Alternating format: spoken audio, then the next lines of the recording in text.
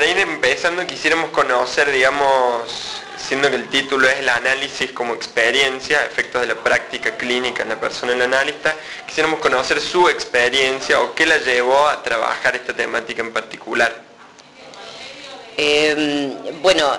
Yo soy médica psicoanalista y bueno, ya hace más de 30 años que ejerzo. Me formé en la Facultad de Medicina como psiquiatra y como psicoanalista de la Asociación Psicoanalítica Argentina. Y trabajé en muchos ámbitos clínicos y asistenciales, que dio lugar a que yo escribiera este trabajo que mañana se va a presentar.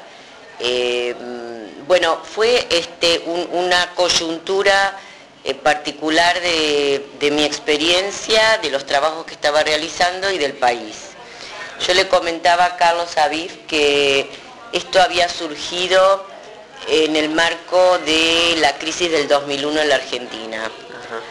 Yo venía trabajando ya hacía muchos años, porque la crisis fue en el 2001, duró 2001, 2002, 2003, y yo desde el año 91, aparte de trabajar como psicoanalista y como psicoterapeuta,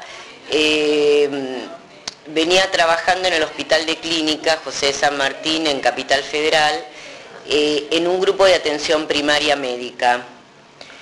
Y este grupo es un grupo de clínicos generalistas que querían introducir en la práctica la atención de pacientes desde una mirada más integral, biopsicosocial, porque comprendían que había un divorcio entre la asistencia médica biológica y lo que era la relación médico-paciente y las problemáticas psicosociales de los pacientes que no alcanzaba con la mirada biológica o con las estrategias biológicas.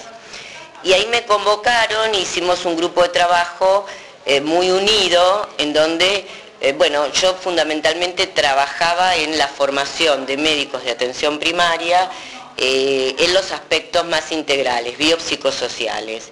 Y como soy médica, me permitía introducirme, dentro de un cuerpo profesional afín, con un discurso compartido, ¿no? Trabajamos mucho en esto y esto empezó en el año 91. En el año 2001 yo ya estaba trabajando, aparte del hospital, en grupos privados con el mismo modelo. Y sucedió que en la crisis del 2001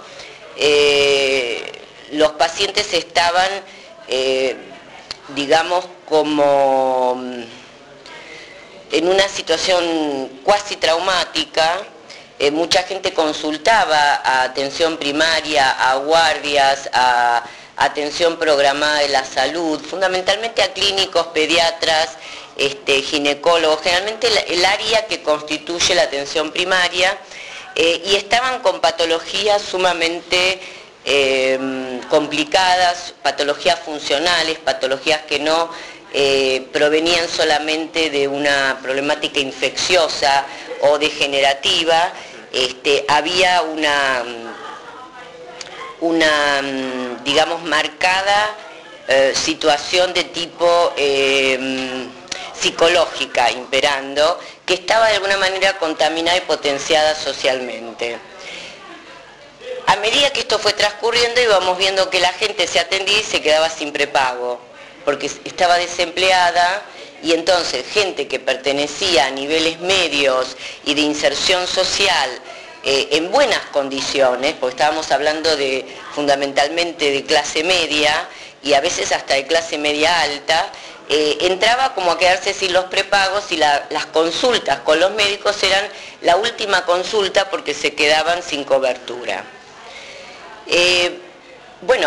Realmente tuvimos una experiencia no deseada, pero muy productiva de trabajo, y empezamos a trabajar lo que era con los médicos el área de los efectos de la desinserción social en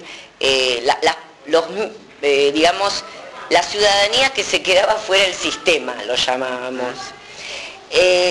Esto produjo en mí una situación muy, un punto de inflexión. Nosotros veníamos formando a los médicos y yo también me formaba con los médicos, digamos, para el paciente. Y ahí me empecé a dar cuenta que había que cuidar al médico, porque si el médico no se cuidaba, no iba a poder cuidar al paciente. Entonces retomamos con el doctor Alberto Martí de la Capital un trabajo que habíamos hecho hace bastante tiempo atrás, que era la satisfacción médica. ¿En qué el médico se satisfacía con su tarea? Esto había sido en tiempos, hacía como, no sé, del 1995 habrá sido. Y en el 2001, en función de la crisis, lo retomamos y empezamos a trabajar con este cuerpo de médicos cómo hacer para cuidar al que cuida. Y ahí empezamos a trabajar ya no solo para el paciente, sino para el médico, armando, bueno, una gran cantidad de tareas. Hay algunas que están publicadas a mi nombre, y quedó como una marca registrada, cómo se cuida el que cuida. Y esto empezó a agrupar una gran cantidad de trabajos. Primero empezó con estos médicos, después se extendió a los grupos que trabajaban en emergencia civil, después se extendió a, por ejemplo, el último año trabajé con la gente de emergencias, o sea, los médicos que van en las ambulancias, los choferes y los del call center que atienden los llamados y tienen que, en un llamado y sin ser profesionales, determinar qué código es el de la ambulancia que tienen que mandar. Bueno, esto generó desde el 2001 en adelante un área de trabajo que para mí es muy querida y muy enriquecida, que es el cuidar al cuidador, que ya no es solo el médico, es el enfermero, es el chofer de las ambulancias. Si ustedes tienen tráfico acá, no se imaginan lo que es la Capital Federal. Y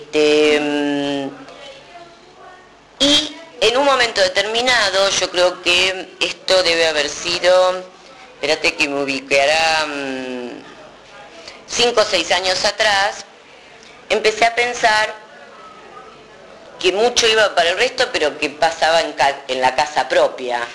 Y empecé a pensar esto que voy a presentar mañana, que es los efectos de la práctica en la experiencia psíquica y humana del analista. Como verán, bueno, la historia es un poco larga la que les hice, pero este es el origen de cómo llegué a escribir el trabajo que presento mañana.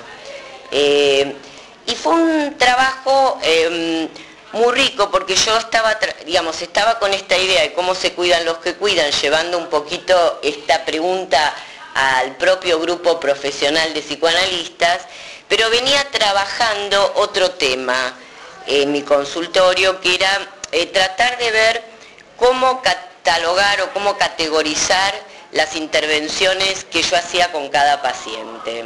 Entonces había hecho un diagrama que era en una semana, después de cada sesión, tomar una nota de qué tipo de intervención yo tenía, si era una interpretación, si era un señalamiento, si era una construcción, si era una pregunta, y ver qué salía de esa especie de muestreo empírico.